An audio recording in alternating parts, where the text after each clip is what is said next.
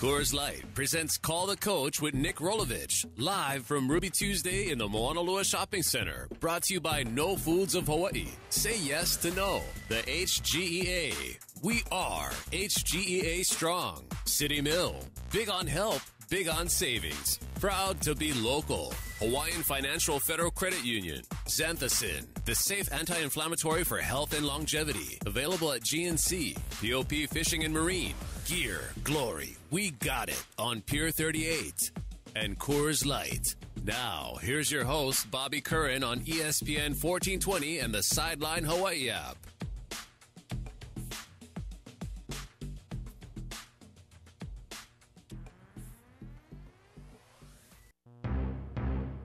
Working from the right hash, two wides aside. Freddie Holly, the single setback.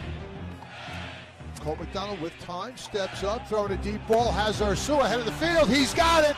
He's going to be hard to catch. Ursua, touchdown Hawaii. John Ursua, right down the center of the field, does a fantastic job. It looked like Cole McDonald almost overthrew him, but John Ursua ran underneath it, and he had 2 steps on the nearest defender for the touchdown. That was one of the highlights from Army. Not a lot of subterfuge with Ursua. It was like, I'm faster than you are. And Cole McDonald put that. I wasn't sure. When that ball was in the air, I don't know what your view was. I thought, it's going to be close, but just a little. And I thought that about JoJo Ward's big one, too. Yeah. And Ursua just had, those guys have another gear. He ran it down. Really did. Let's get to this right off the bat, because I think the disappointment that a lot of people felt is because when you watch the game, I kind of felt that Hawaii was the better team. I thought Army executed really well, and whereas I didn't think yours was quite there, but I felt talent-wise, I thought everything I thought about Army, especially in the back seven, they don't have the elite speed. They found great ways to cover for that, though. Well, those corners are good corners for a military academy usually. 23 was as successful as a press corner as we've gone against, and very confident player. I think they moved him around, and I think he probably disrupted most of the passing game, to be honest. He did a nice job. And I guess you try to find out where he – at some point you're looking to see where is he. Yeah. And because they don't have other guys that are quite in that category, and then you want to be away from him. Yeah. Yeah. But then they got some numbers. If they're able to keep him and destroy a route over there, then you get numbers to spread out a little bit more. But they had a nice game plan, and they executed, and they played hard. We had a chance to win. We just, when we got, as an email I got, we got constipated in the second and third quarter. That's probably the difference. Yeah, listen. It wasn't a consistent effort. I thought the first drive was terrific. I would give it. I think you probably didn't mean consistent effort, but no, I don't mean. I mean just consistency of execution. Oh yeah, for sure. That's true. I don't have any doubts about this group with effort. No. They play hard. They play hard and they play the right way. Yeah. I got a nice text from one of their coaches about. I'll pull it up and read it for you guys. I thought it was nice, but I'll come back to it. All right, because one of the things that I do think that with the academies especially, your guys do show the respect. A lot of teams don't do the things that you guys do, which is to say when Navy, for example, at Aloha Stadium, when they kind of go to attention behind your guys go and do the same thing. It's a reciprocal deal where I don't think that happens at many places. I don't know. I didn't really – that was more organic at Navy. I think it was the right thing to do. Yeah. We weren't sure what happens after the game at Army, and, I wish I was more aware. I know there were some fans there, and could have had our guys go over and say hello. I got an email on that, so we're looking at all that stuff. Yeah. Sometimes it's a learning experience for coaches, too. Oh, every day. No question. Let me get to where you're at. I know that there's basically – when you have wins, everybody gets a night to celebrate it. By Sunday night, you hope you're back to business. And I think the same thing has to be true with a loss. Yeah.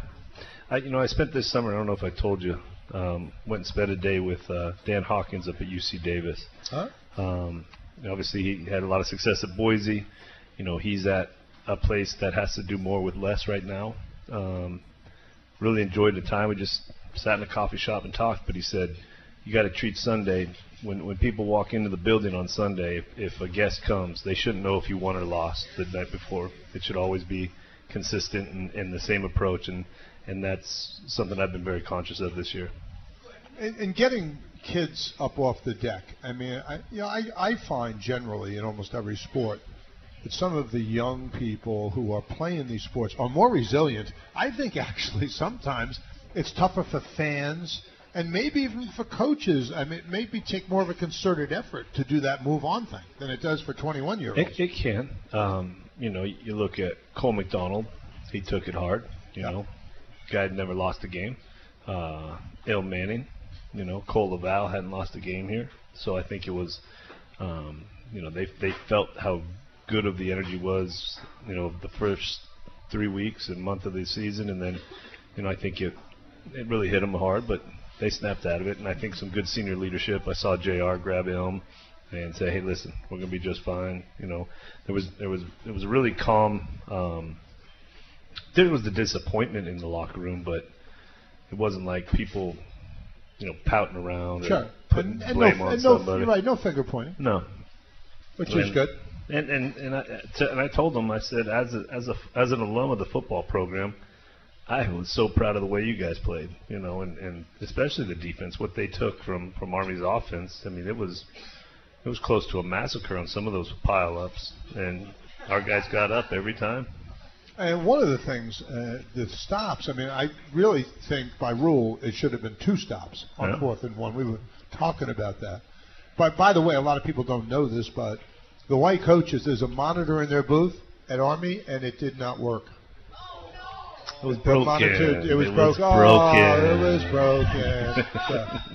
Anyway, I mean, so on that play, I think if the coaches, because the official told you on the field that, they already looked at it. Well, they looked at it, but if you appealed the possession, it's a different story altogether. Did he have possession when they made the spot? And I think the answer was no. He had bobbled it, which means you don't get forward progress, and the spot should have been half a yard behind, which would have been your ball. And talking to the ref, I said, hey, we want to challenge that. And he said the replay guy already looked at it. You're going to waste a timeout. And I just felt we needed that timeout. Especially he's saying, you're going to use your timeout. And then they already looked at it. So, I mean, they were those strikes that scare me. So. Theoretically, they look at every play. That's the deal.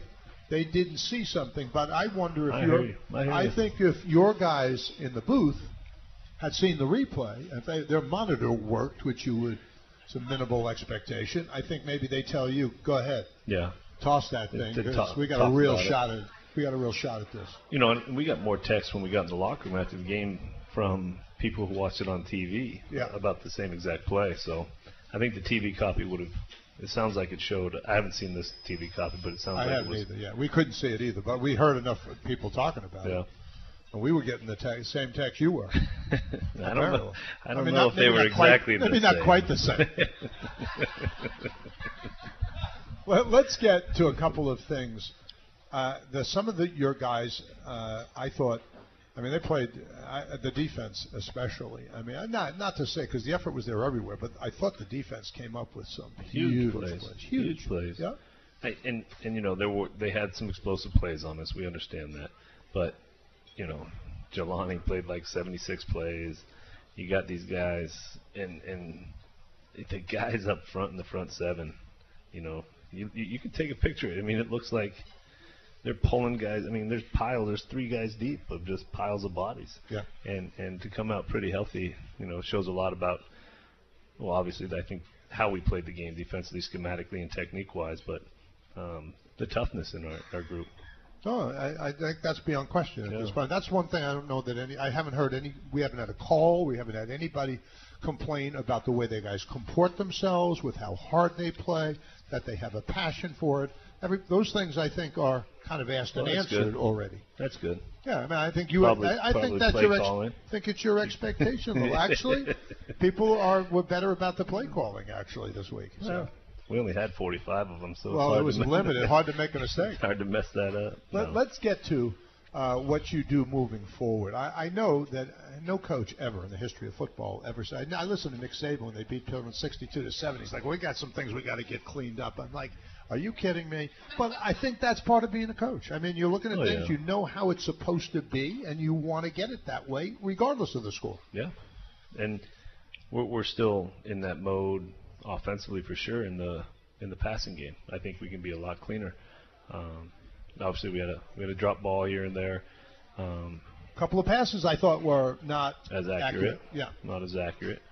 But you're striving for perfection. But how you gonna blame a kid? He's still 60, whatever he is, 68% and 15 touchdowns. No blame here. Just saying. No. I mean, I've seen him be a little more accurate. A couple of balls sailed on him that I think don't usually. Yeah. I don't know. Sometimes a kid gets in. I mean, you played the position. Is it adrenaline? I mean, what are some of those? What are the factors? Sometimes you just missed the throw. Just missed the throw. Yeah. I guess you just missed the throw. There was a. I'm trying to think of what specific throws. I'm trying to.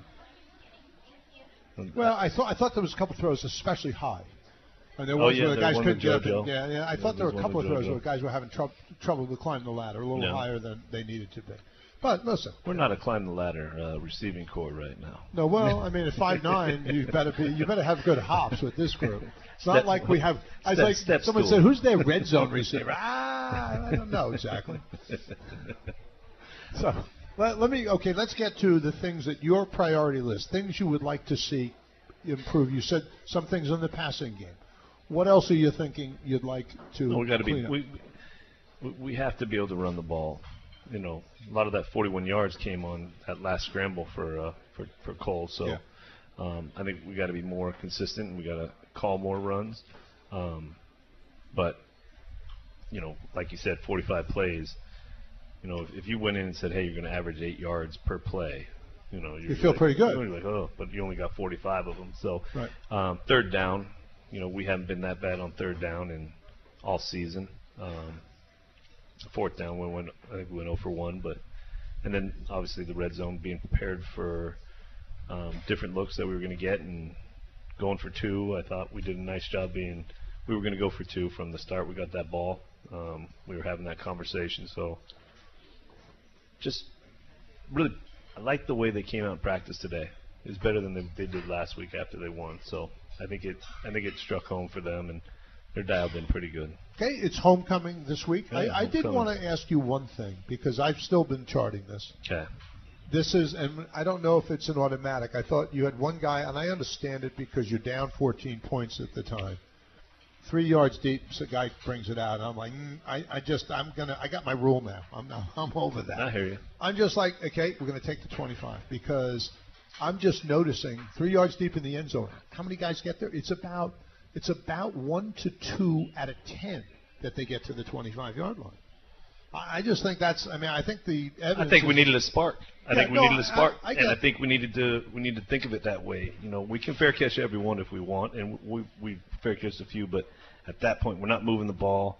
I asked Gobi, I said, "Hey, how you feel?" And he says, "I think we can pop one."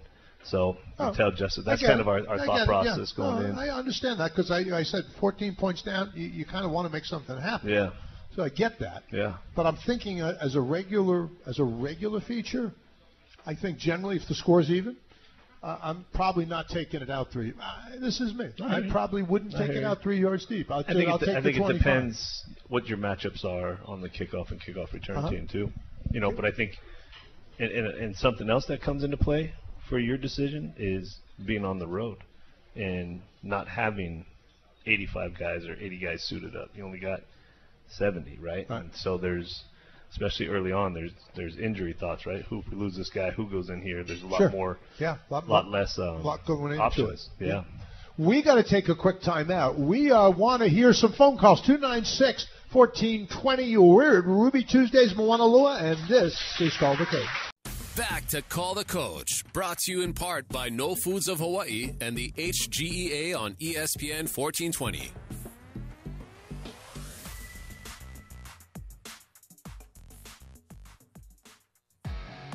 Oh, a quick trick handoff to John Ursua. Did he get in? Touchdown, Hawaii. Very interesting. McDonald stays in the gun, or Sua's in motion, and then he stops right under center. Takes the handoff, goes off between the center and the left guard, and he gets into the end zone. He didn't get in there right away. It took Dayton Ferruta to come behind to hit him from the back. Yes. It's nice to have Dayton Ferruta behind you. That worked out pretty nicely. That was a great play, by the way. Yes, it did. Yes, it did. It worked out. That was cool. You guys have that in your magic bag for a while. Yeah. Brian Smith said since the start of training camp. Yeah. Yeah, we just kind of popped in his head. He said, why don't we do this? He's a quarterback. I said, all right, that's good. Because, usually it should complement some of our motions. We haven't been a big motion team, not as much as we should be, to be honest. And can we expect more of that? Will there be motion? more motion, yeah. Or is it too late? We need to be conscious of it. A little bit of it is play clock, some of the different timing rules, but. Want to start to move on up until to this Duquesne game. It's homecoming. And now just to let people know a little bit about Duquesne. Duquesne's in Pittsburgh. It's an inner city school up on what they call the Bluff. It is an FCS program. It's a football championship subdivision. So they have a scholarship limit. In the FCS, the scholarship limit is 63. But by league agreement, they're in the Northeast Conference, they only can have 45 players on scholarship. I was talking to their coach today, who was on the show, and I said, that seems to me, because I hear coaches, even with 85, say, you don't want to make a mistake. I said, well, 45, you can't make a mistake, because we talk about that. You would not believe how often we talked as a staff about that. It's twice as important to be right. I mean, you can't. You're not supposed to miss on any. I mean, people do, but you miss on 45, then it's not. Here's the problem: it's not an exact science. No. I mean, and who knows that better than someone like you? Some of the guys they get with the transfers and the bounce back, those guys are in and out of the program, so it probably doesn't hurt you for 4 years if you miss. Might hurt you for 1 or 2 years and they're out, But they've got guys from. I mean, you all over the Big Ten: Maryland, Penn State, Illinois. You're just seeing guys all over the place. I mean, it's guys from Pitt. That's a homegrown. You get to Pitt, and actually, he said they have a pretty good relationship with Pitt. Do they? Yeah, and I think they've tried to do things right. So coaches are good with sending their player there. Look, if he can't play here, but he's a good kid, we're looking for a place for him. They send him to Duquesne. That's right. Good school, get him graduated. But I think it puts what he said. It puts a lot of pressure on because they don't have. Like at Hawaii or any FBS school that's fully funded, which most of them are. I mean, you have scholarship kids that are playing special teams. They don't have that luxury. Right. So they have a lot of special teams kids. But I tell you what, I mean, I think he has the right attitude. The coach was looking at this as an opportunity, said it will really help their recruiting. Good. And they come back in 2022. So if a kid that they're recruiting this year says, wow, coach, I missed the trip to Hawaii. No, you didn't. There's another one in 2022, and if you sign with us this year, you'll be there. and he said he loves that. He loves that. He loves the fact that they have that ahead. Yeah. But there's no whining. There was no complaining. He's a guy that says, look, this is what it is, and we just we get some challenges, and we figure them out. And sounds like a good guy. I don't know him. But. No, I think you're going to like him when you get to meet him. But here's the deal. I don't know. I think your players are. I think these are kids that will have respect for the game and respect for any opponent. But you worry, or I would, and you may not, but I worry about are they reading the newspapers? Maybe they don't. But if they are they thinking, oh, man, this should be a cruise? Because I do think physically you will have an advantage. But I don't think at this stage that anybody on the team should be thinking about anything but getting a little bit better. I think what's really the messages I keep seeing on the group thread are, now we know how it feels like to lose. Let's not do it again. So, they were very focused today. I was actually a little bit surprised. I was concerned with the long trip and having Duquesne, an FCS school coming in, that they might take it a little bit lightly, but it was better than last week Tuesday. Which is great. I mean, I think for homecoming especially, there's going to be people at the stadium on Saturday who normally aren't there. Right. So I look at it as an opportunity for the team to say, hey, this is why we're going to give you a reason to come see us because we're going to put it out there for you. We'll have a lot of alum there. I keep getting texts about guys that are going to be home and coming to see the game and celebrating the 2017. It's going to be a pretty good weekend. You don't have obviously much time to visit with former teammates. I don't know if you were even able. Did you stop up in Las Vegas at the thing? No. You weren't able to get over there because that was so many. I mean, your teammates, and plus there were Rainbow Warriors from the 1970s on. Really? And that was great. I saw some pictures. It looked like a pretty good It was event. pretty cool. Yeah, it was a good feeling in that room. I was asked to do a little bit of emceeing. It was a pleasure to do because I was seeing guys that I knew of, but I'd never met Gary Allen before, for example. Yeah. And there was a number of those kind of guys. Of course, Rick Nakashima was there. He was very helpful. He was he knows everybody. He's like the mayor. So he was introducing me to some of the players. That was great fun. But I think those kinds of things, that sort of establishes the continuity of a program. When guys who played in the past, it doesn't even matter the year. No. I mean, I think there's sort of a bond there. We do have a phone call here. Got Mike from Manalo. Hey, Mike. Sorry to keep you waiting, brother. What's up? Hello, Coach. Welcome back to the Island with the team. Oh, thank you, Mike. As pitiful as the loss at West Point to Army was on Saturday, made it a little bit easier when Denver beat Raider Nation and stopped it on Sunday morning. Well, I'm a Giant fan, so Sunday didn't get any better for me. I just want to tell you that right now. No, I wanted to say that last touchdown that Cole McDonald threw had to put a lump in the Army coach's throat. The long one to John? Yeah, that long one in the fourth quarter. Yeah, I mean, I do think that was what Hawaii I thought had a little advantage for the most part. Oh yeah. When you take the speed of those three guys. Well, I think you get especially our slots up on either outside backers, type or safeties. I think it's going to be hard for a lot of them to run with both of them. Yeah. Because they are both very fast and Coach, have good luck quickness. in Duquesne a lot. Thanks, Mike. Thank you, Mike. I know when you talk about your rotation, by the way, in the D line, I saw guys that I hadn't seen in games before. I mean, obviously you had to keep people fresh with that against triple option. Guys got banged up too, and nothing too bad, but guys, battled through some stuff in that game. It looked like, I didn't see anybody that looked like they got hurt to the point where they're going to be out. You guys came out of that extraordinarily healthy. There's some bumps and bruises for sure. No question. No, I'm not saying it's easy, but I'm just saying it doesn't look like anything that will keep people out for extended period. Right. Where they're down, you got to bring the doctors out, trainers out, none of those. So that was good. Oh, that was really good. And when you see guys coming up, you can't put weight on a leg, and you didn't have any of that stuff. No. So it was good. If you have a question or a comment, go ahead and give us a ring. 296-1420 is the number. I just want to mention this. We want to say mahalo to No Foods of Hawaii for providing some of our on-site prizes. So say yes to no, and you might be winning them from Chris in the next time out. In terms of sometimes you get a guy and it's his first action, and you think, whoa, I don't know why we weren't using him more, because there are guys I think who are gamers. Did you have that feeling about any of the guys that played maybe their first action in the Army game? Tough to ask you that offhand, isn't it? A little bit. Well, I don't know. I mean, Z got some reps, but we knew he was going to go in and give us everything he could at D-line. He's a little tougher to block. But, Cole McDonald is the one that came to my mind. I didn't think Cole would, play as good as he had played the first month of the season. And it shows that either they do get better or they get worse when the lights come on. Yeah. Well, I was surprised by Cole McDonald as well. Even at Colorado State, I knew he cared. I knew he understood the stuff, but he was real accurate, and especially as accurate down the field as we have been. Yeah, and he throws a really nice deep ball.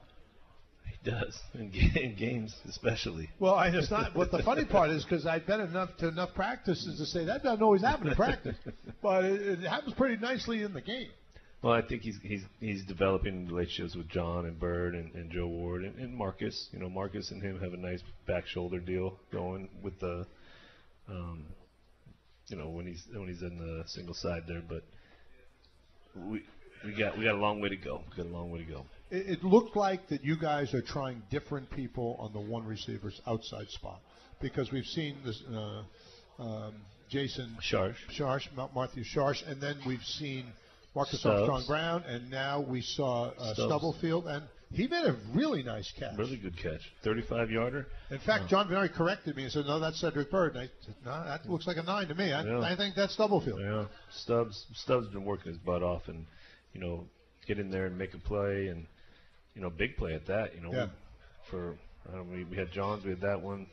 We had Bird's long one, but there wasn't a ton of explosiveness in that game, but that was one of them. Yeah, no question. I wanted to talk to you about how difficult it is seemingly, just the way both Army and Navy defend you. It makes it a little harder, it seems to me, to make the shovel pass work. But I thought against Army, two of them I think they worked pretty well. They should have gone for more. Could have been. They should have gone for more. They had a good linebacking crew too, and they split one of our blocking, our double teams, and I think we went 9-7 and maybe 1 or 2 yards with it, but no, it should have been better in my opinion. Do we have time to take this call first?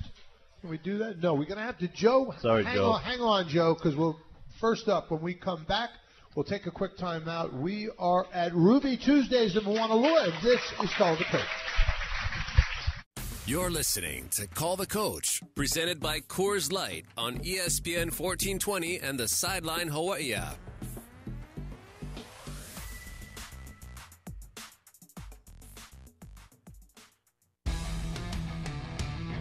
18 seconds remaining in the half. Army leading Hawaii 21-14. Salyer's about to attempt a 27-yard field goal. Hawaii defense has been on the field a lot. They'll have to be on the field again to start the second half. It's blocked. Hawaii blocks the field goal attempt. The ball is loose on the ground, and this is the way the first half is very likely to come to an end. Our official stats are saying that Jelani Tavai is the guy who got his hand on.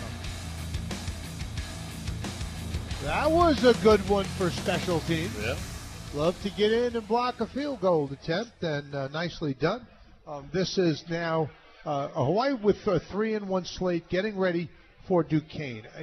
We mentioned there's a couple of good players, and a lot of them are bounce-back players. I think that Brett Zanato, I keep hearing about. What's your impression of him?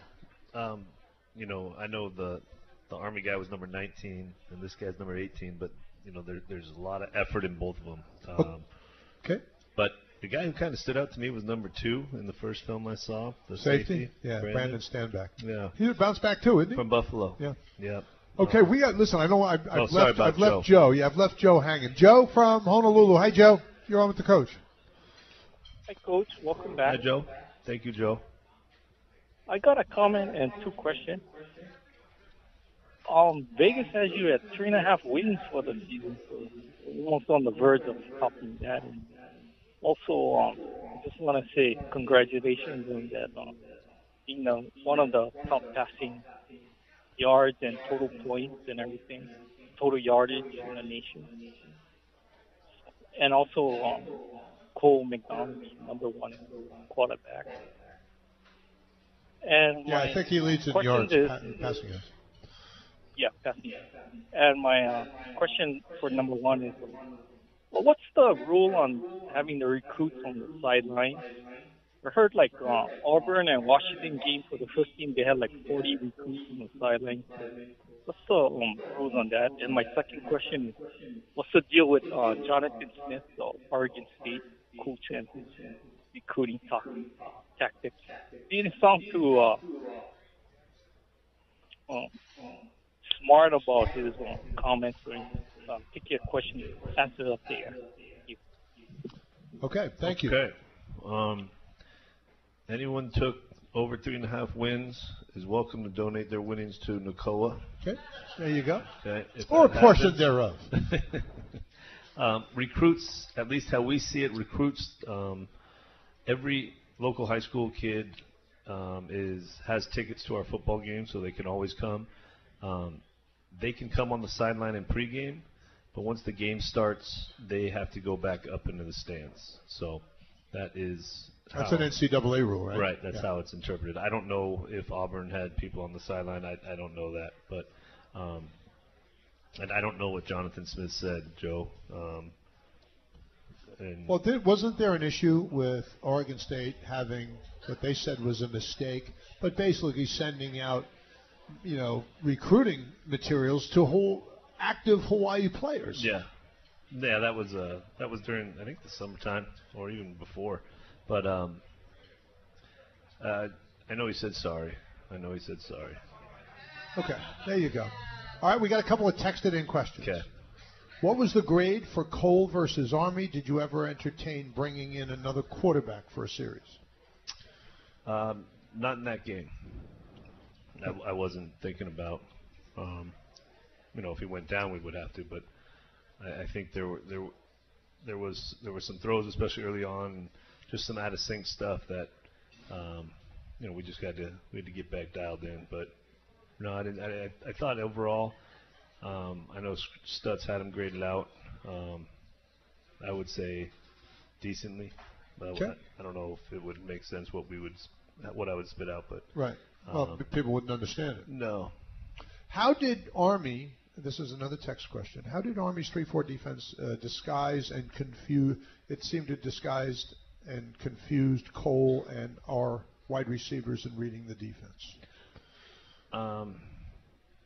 I don't know if the 3-4 part of that question is relevant. All that relevant. I think there's, I really think 23 made a big. 23, the corner made a big. He had a big impact on how we played. He was so physical and cheated the line of scrimmage and was a very veteran player. I think, and they moved him around. They were able to push numbers to our trip side, but. I don't know if it was definitely a 3-4 deal because they did get into a 4-down front a lot of the game too. Mm-hmm. What are your thoughts on the fourth receiver position? There's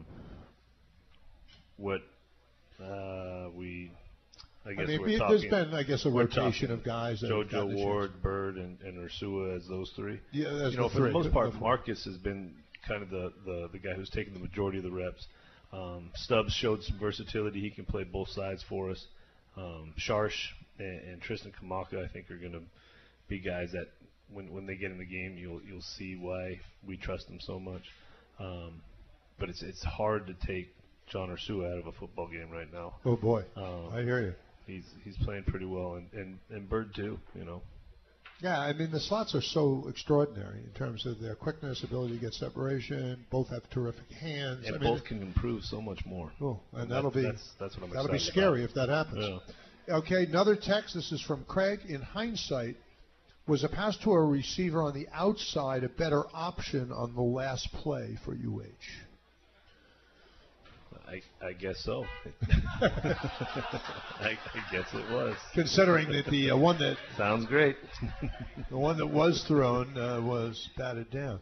Moving forward and looking ahead, what is the focus on recruiting? I'm getting excited for the 2020 season.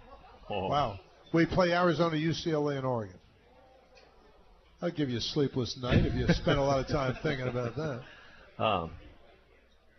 We talked today, really kind of do a roundup or a revisit of all the local recruits that we have contact with and anybody we need to establish better contact with. But I think I'm kind of curious what goes on after this October 15th transfer deadline when that starts kicking in. I want to see kind of what is out there and just how it works, who from our team, if anybody wants to leave, whose name goes in there and what teams. I think there's a little bit of a pause other than local recruiting and possibly some JC transfers right now. I want to see kind of how this thing plays out in October. Okay, let me ask my recruiting question. Are you guys, with the incredible success that you are having with Bird, Ursua, and Ward, are you becoming more inclined to say, give me a jet and I don't care? Damn the torpedoes. Yep. If he's 5'9", who cares? Yep. No, there's definitely that explosiveness and that speed and that quickness that, with the ball in their hands, makes stuff happen. You know, and especially at the slot. But we're not scared to play with that outside. I think you talked about the red zone receiver where hopefully Rooks. I think Marcus Armstrong Brown could be that guy. He's made some plays like that. Nick Martiner, I think, may develop into that guy. So, but yeah, we'll definitely. I think we'll take about 4 more receivers in this class. Well, fabulous. Because I just think the fans are clearly reacting to those guys. I think they make people root for them because they're so small by Division I standards, and yet they're Jets. Wow, that'd be a good science experiment. Small receivers, more tickets sales. Well, I like it. Well, there you go. I think it should be a marketing campaign. There we go. Actually. Okay, we got some callers for you, Nick. Let's start with John. John, you're on with Coach Rolo. Hey, Coach Rolo. Bobby.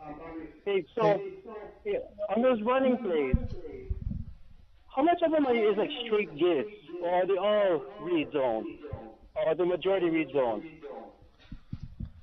I wouldn't say the majority is read zone. I think the majority of them are run or throws. That RPO thought process. Right. It seems like they want to drop 8, and some of these running plays take so long to come about, and by the time the defense are all up on the line of scrimmage, I was wondering, real quick straight gives would be, and what about the quarterback draws? I still see O'Neal just whipping some up the middle, and I'd love to see Cole do that. I think, sometimes he's got all his space right behind the line of scrimmage, and he's taking a sack like you did in against Army. I hear what you're saying. I think there were some opportunities. I think there are some opportunities for him to, break the pocket and make some yards with his feet. Quarterback draw plays, those are all kind of in the offense. So I'm not sure what you meant by when everybody's up at the line of scrimmage, hand it off quick. Just let them quick gives.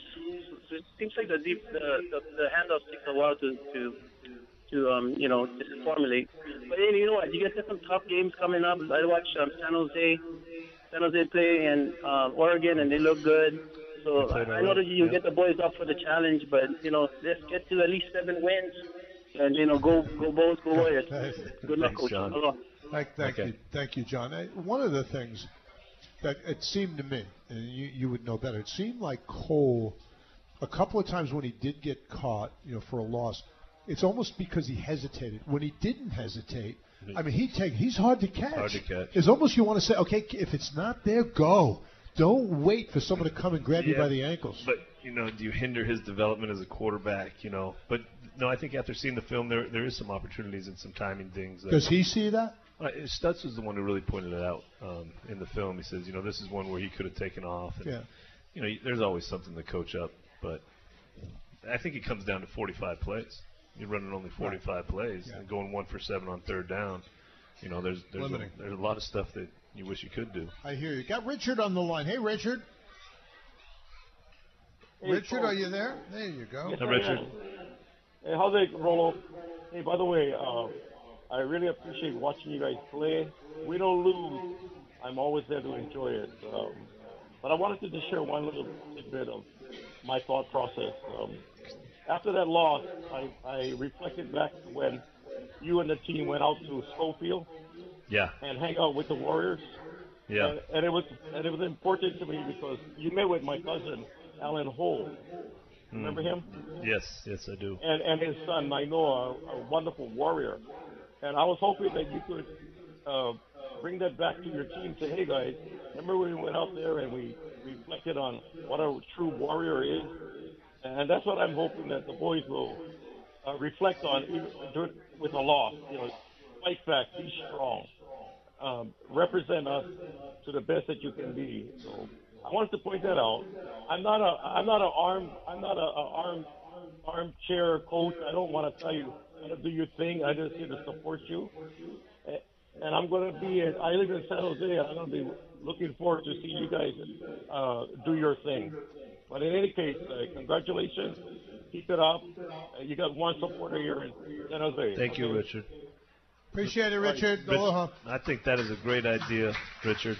I think that's something that our team would definitely respond to. I think it would it would be something to kind of remind them of what they went through this summer. I really appreciate you calling, Richard. That was well thought out. We are going to take a quick timeout. Nate, please stay on the line. I will try to get to you right after the break is over. But here at Ruby Tuesdays, Chris Hart, I don't know, he's become a song and dance man. I've got a new one. Who knows what we're in for? We're at Ruby Tuesdays, and this is called The Coach. Back to Call the Coach, brought to you in part by No Foods of Hawaii and the HGEA on ESPN 1420.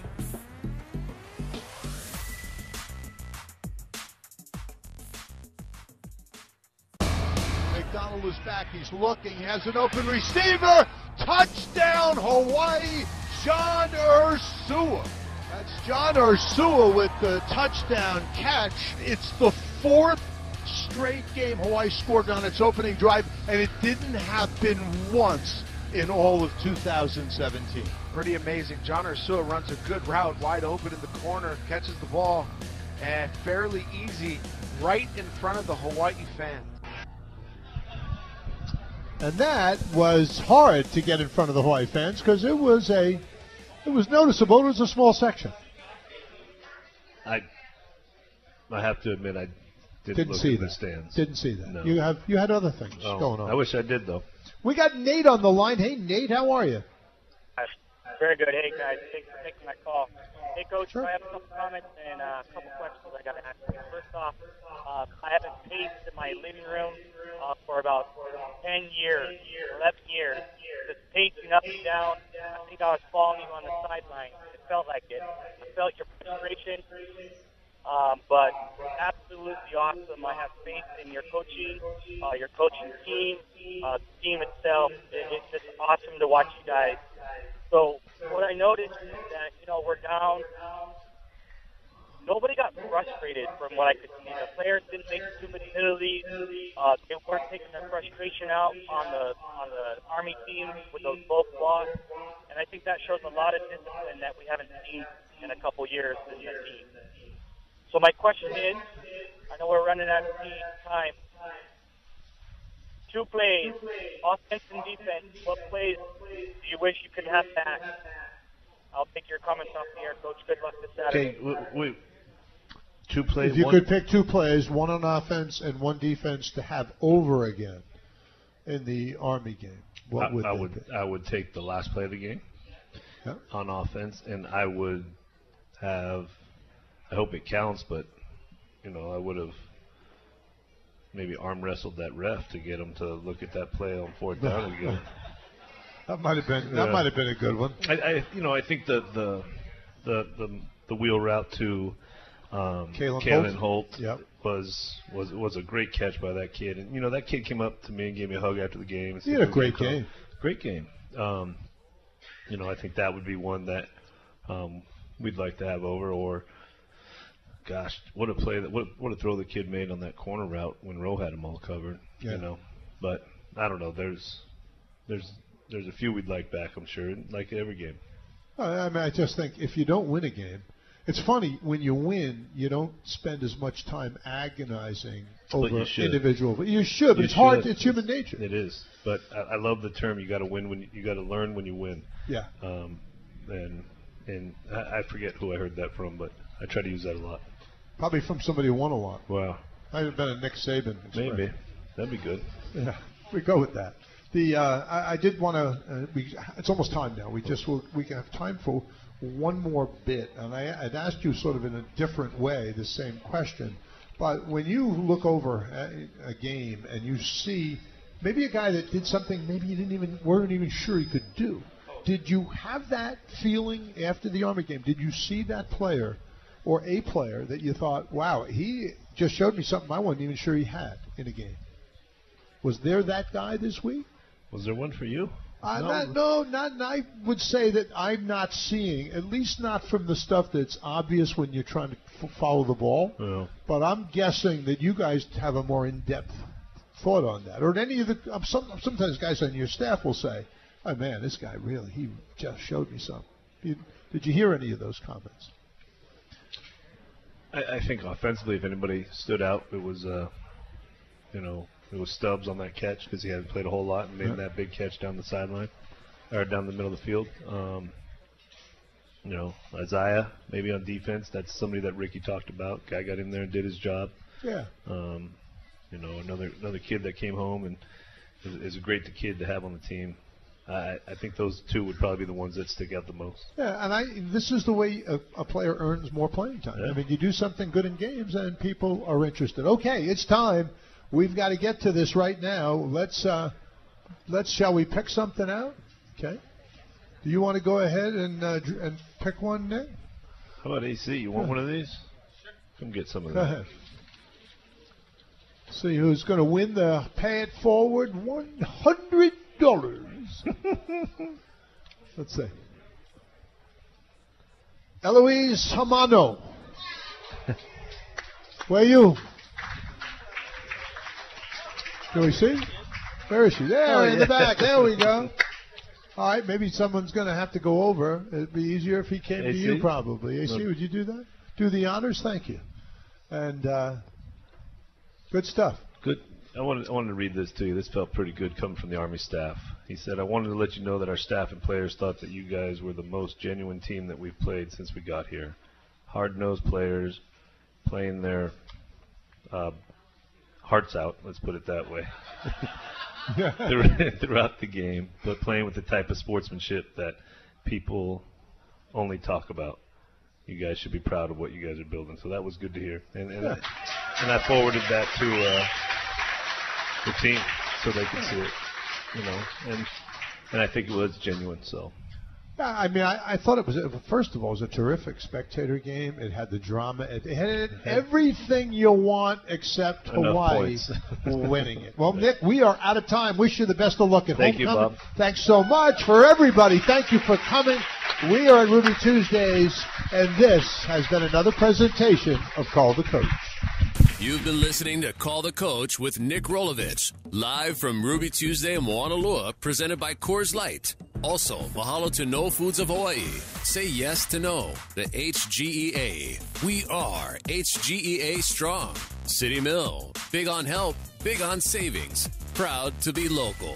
Hawaiian Financial Federal Credit Union. Xanthicin, the safe anti-inflammatory for health and longevity. Available at GNC. POP Fishing and Marine. Gear. Glory. We got it on Pier 38. This has been another exclusive University of Hawaii sports presentation on ESPN 1420 and the